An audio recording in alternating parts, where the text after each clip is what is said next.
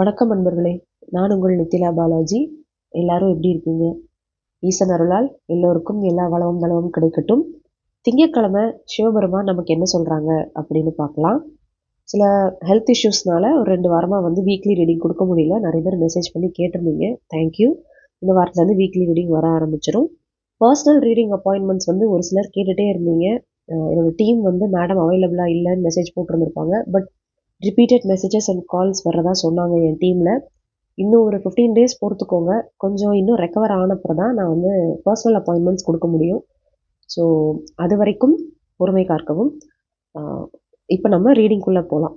முதல் கார்டு என்ன வந்திருக்குன்னு பார்த்தீங்கன்னா, ஜபமாலை மாதிரி இருக்கா?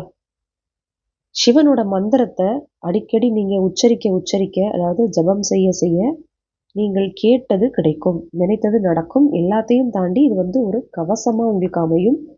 நீங்கள் சொல்ல வேண்டிய மந்திரம் ஓம் நமோ பகவதே ருத்ராய. ஓம் நமோ பகவதே ருத்ராய. இது உங்களுடைய ஆசைகளை நிறைவேற்றுறதுக்கும் நீங்கள் இந்த மந்திரத்தை உச்சரிக்கலாம். ஒரு பாதுகாப்புக்காகவும் நீங்கள் இந்த மந்திரத்தை உச்சரிக்கலாம். இந்த மாதிரி 108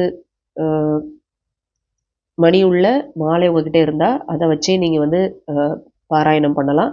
அப்படி இல்லைனாலும் ஒரு விளக்கேற்றி வச்சு, நீங்கள் பூஜை ரூமில் தான் உட்காரணும்னு கிடையாது. எங்கே ஒரு தனிமையான இடம் உங்கள் வீட்டில் உங்களுக்குன்னு இருக்கோ அங்கே உட்காந்து அமைதியாக தியான நிலை இருக்கணும். அமைதியாக உட்காந்து இந்த மந்திரத்தை 108 தடவை உங்களுக்கு என்ன வேணுமோ அதை நினச்சி சொல்ல ஆரம்பிக்கணும். அடுத்து பாருங்கள், நெருப்பு சூழ்ந்திருக்கா? இது வேற ஒன்றும் இல்லை. இந்த கார்டு எதுக்கு வந்திருக்கு அப்படின்னு பார்த்தீங்கன்னா, எமோஷ்னல் கண்ட்ரோல் ரொம்ப முக்கியம். நிறைய பேர் எமோஷன்ஸாக டக்குன்னு ஒரு முடிவு எடுத்துடுறோம். அந்த முடிவுனால நம்மளும் பாதிக்கப்படுறோம், நம்மளை சுற்றி இருக்கிறவங்களும் பாதிக்கப்படுறாங்க. உடனே வரக்கூடிய கோபமாக இருக்கட்டும், ஒரு வெறுப்பு, ஒரு தப்பான முடிவு எடுக்கிறது, இப்படி நிறைய விஷயம் அதில் இருக்குது. இதை பற்றி நான் தனியாக ஒரு பதிவு கொடுக்குறேன். இப்போ இதில் என்ன சொல்லியிருக்காங்க சிவபெருமான் அப்படின்னு பார்த்தீங்கன்னா, எமோஷ்னல் கண்ட்ரோல் ரொம்ப முக்கியம். அது உங்களுக்கும் உங்களை சுற்றியுள்ள நபர்களுக்கும் ரொம்ப ரொம்ப ரொம்ப அவசியமான ஒன்றதுனால கோபத்தை கட்டுப்படுத்துங்க, வெறுப்பை கட்டுப்படுத்துங்க. கோபம் வெறுப்பு மட்டும் கிடையாது, எப்போவுமே ஒரு டிப்ரெஷனில் தனிமையான நிலைமையில் இருக்கிறதுலேருந்து நீங்கள் மாறணும்.